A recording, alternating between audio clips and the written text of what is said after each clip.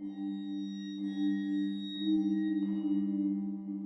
Walker family had never imagined that moving into their dream home would lead them into a nightmare. Sarah and Daniel Walker were looking for a fresh start.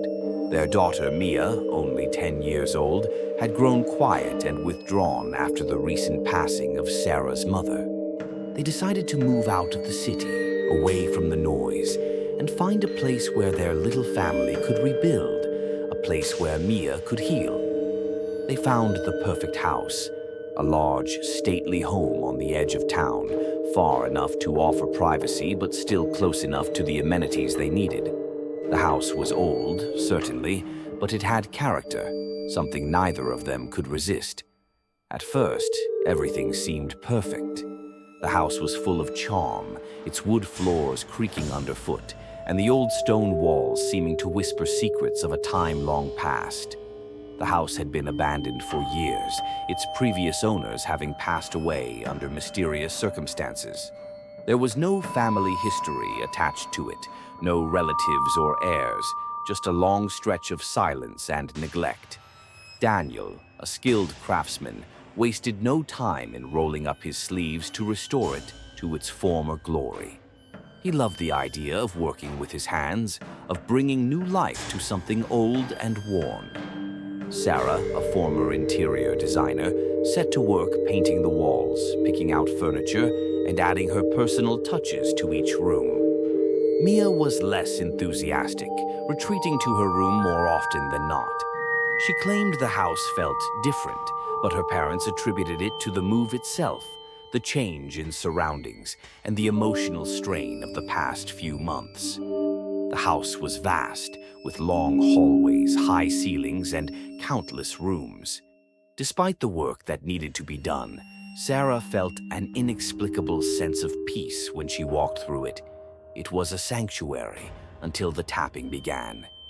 At first, it was just a faint sound, barely noticeable, as though the house itself was groaning under its own weight. But as the days passed, the tapping grew louder, more distinct. It sounded like something, or someone, was knocking from within the walls. At night, Sarah would lie awake, staring at the ceiling, straining to hear where the sound came from. It was rhythmic, deliberate, like a pulse within the house itself. Mia, already sensitive and intuitive, was the first to mention it. She had been lying in bed one night when the tapping began. At first, it had seemed like the usual creaking of the house settling, but it didn't stop. She told Sarah about the noise in a soft, trembling voice. "Mom, there's something in the walls," she had whispered one evening, her face pale and her eyes wide with fear. Sarah smiled and patted her daughter's hand, reassuring her that it was nothing more than the old house. "Sweetheart, it's just the house settling. You know, the wood and the pipes. Everything makes a noise when it's old. Don't worry." But as the days wore on, the tapping became more pronounced. Every night it would start just as they were about to fall asleep, growing louder and faster like a frantic countdown to something. Daniel, ever the skeptic, chalked it up to the house's age and the natural settling process, but Sarah wasn't so sure. The noise didn't feel natural. It felt deliberate, like something was trying to get their attention.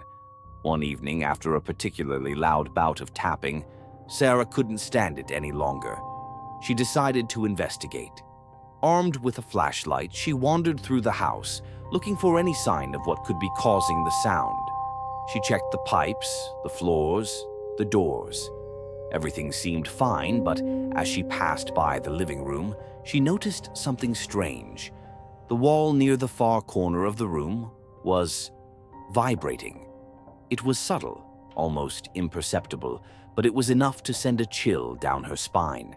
She reached out and touched the wall, expecting to feel a faint tremor or vibration from the plumbing. Instead, she felt coldness, a deep, unnatural cold that made her shiver despite the warmth of the house. The tapping continued. It wasn't just in one place, it seemed to echo from every direction. It was as though the house itself was alive, and it was trying to communicate with her. As Sarah stood frozen in the dark room, her thoughts raced. Could it be rats or another animal trapped inside the walls? Maybe there was an old vent or pipe causing the noise. But the cold, the unnatural cold, made her doubts grow. The next morning, she asked Daniel to check the walls. They both agreed it was probably just an issue with the house's aging infrastructure. Daniel took his tools, climbed into the attic, and began inspecting the walls for any signs of leaks, cracks, or rodents. But he found nothing. No holes, no nests, no sign of any animals. "Well, that's odd," Daniel muttered to himself, puzzled. "The walls are solid. There's nothing in here." But when he turned around, he noticed something strange. The floorboards creaked, as if something heavy had just passed by behind him. He spun around, but there was nothing there. That night, the tapping grew louder than ever before. It came from every room, every wall, every corner of the house. Sarah and Daniel lay awake, listening to the frantic sound. Mia, unable to sleep, wandered into their room in the middle of the night. "Mom, Dad, it's back," she whispered, her voice barely audible over the tapping. "It's in the walls. It won't stop. It's trying to get out." The next day, Sarah couldn't shake the feeling that something was wrong. The house felt different, heavier, colder, as though it was closing in on them. She decided to investigate the house's history, convinced that there was some explanation for the strange happenings. She combed through old records, searching for any information about previous owners or any incidents connected to the property. What she found left her breathless. The house had a history, though it was almost entirely hidden. The previous owner, an eccentric man named Ezra Clark, had lived in the house alone for decades. He had kept to himself, never socializing with the neighbors, rarely leaving the property. According to a few old newspaper clippings Sarah found, Ezra had been a recluse, his behavior becoming increasingly erratic in his later years. He spoke frequently about the Watcher, a presence he claimed lived inside the walls of the house. Ezra had died under mysterious circumstances. Some said he had fallen ill. Others said he had been driven mad by whatever he believed was hiding inside the walls. His death was ruled natural, but no one had ever truly figured out what had happened to him. His body was found in the attic, surrounded by old journals filled with ramblings about a watcher that had been in the walls long before Ezra moved in. The journal entries became more and more frantic as time went on, his writing losing coherence. "The Watcher is in the walls," one entry read. "It waits.